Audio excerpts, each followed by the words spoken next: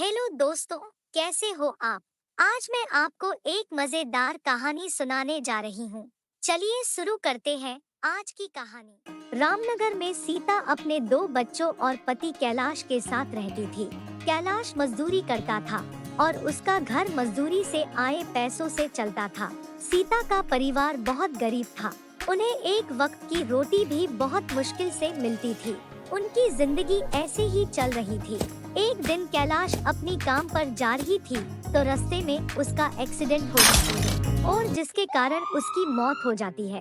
कैलाश का एक छोटा भाई था जो बहुत मतलबी और चालाक थी। उसने अपने भाई की मौत के बाद सारे खेती बाड़ी अपनी नाम में करवाकर सीता और उसकी दो बच्चों को घर से निकाल देती है। अब सीता के ऊपर एकदम काफी सारी मुसीबतों का पहाड़ टूट जाता है। वह बहुत परेशान रहने लगी। वह सोचती है, मैंने तो कभी भी कोई काम नहीं किया, मुझे तो कोई काम आता भी नहीं, मैं अपने बच्चों का ख्याल कैसे रखूंगी? भगवान ने ये अन्याय मेरे साथ क्यों किया? घर का एकमात्र सहारा जिसको अपने पास ले लिया।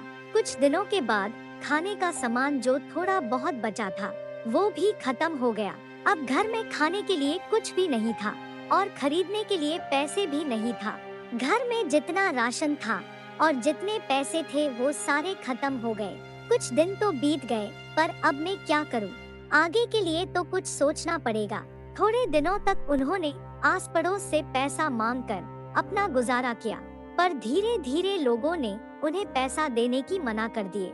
सीता अपने बच्चों से कहते हैं, बच्चों आज घर में थोड़ा सा ही राशन पड़ा है जिससे आज का ही खाना बन सकता, और फिर कल से मुझे काम ढूंढने जाना पड़ेगा।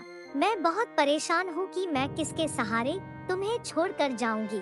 सीता अपने बच्चों को खाना देती है और थोड़ा सा खन्ना अपने लिए बचा कर रखी थी। तब वो देखती है उसके घर के बाहर कोई बुढ़िया खड़ी हुई थी। सीता तब उठकर दरवाजे की ओर जाती और बुढ़िया से कहती है, क्या हुआ माँ जी, आप बड़ी भूखी लग रही हो? हाँ बेटी, मैंने कल रात से कुछ नहीं खाया है, कुछ खाने को है तो दे दो। हाँ माँ जी, अभी लाती हूँ। सीता अंदर जाती है और जो खाना उसने अपने लिए बचाया था वो लाकर बुढ़िया को दे देती है। क्या हुआ बेटी, बड़ी परेशान लग रही हो? सीता वो बुढ़िया को सारी कहानी बताती है। अब मैं क्या करूँ माँ जी, न मैं अपने बच्चों को छोड़कर बाहर काम करने जा सकती हूँ, और काम नहीं करोगी तो घर कौन चलाएगा? बेटी तुम खाने का ठेला क्यों नहीं लगाती? तुम बहुत अच्छा खाना बनाती हो। यह लो जादुई नमक, तुम अगर इसे अपने खाने में डालोगी तो तुम्हारे खाने को लोग खाकर अपनी उंगलियां चाटते रह जाएंगे। जब बुढ़िया सीता से बात कर रही थी तो वहाँ से कैलाश का छोटा भाई गुजर रहा था, तो वो सारी बातें सुन लेता है।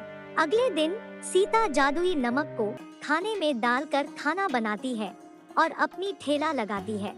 जब लोग उसका खाना खाते हैं तो वह सब खाना खाकर अपनी उंगलियां चाटने लगते हैं।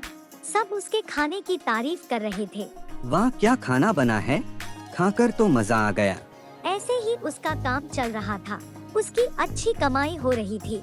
एक दिन उसके ठेले के पास से कैलाश का छोटा भाई गुजरता था। यह शायद जादुई नमक का कमाल होगा। क्यों न मैं वह जादुई नमक चुराकर मैं भी अपना ठेला लगा लूं। रात को वह सीता के घर से जादुई नमक का पैकेट चुरा लेता है।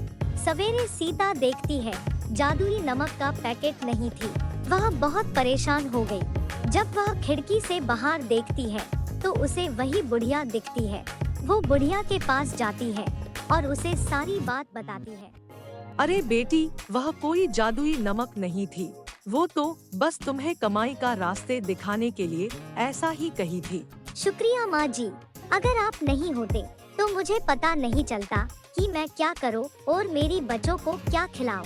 अगले दिन कैलाश का छोटा भाई भी अपना ठेला सीता के ठेले के सामने लगा लेता है और खाना बनाकर बेचने लगता है। जब लोग उसका खाना खाते हैं, सब खाना अपने मुंह से थूकने लगते हैं। छी छी छी, कितना गंदा खाना बनाया, ये तो खाने का लायक नहीं है। इससे अच्छा सीता के पास जाती।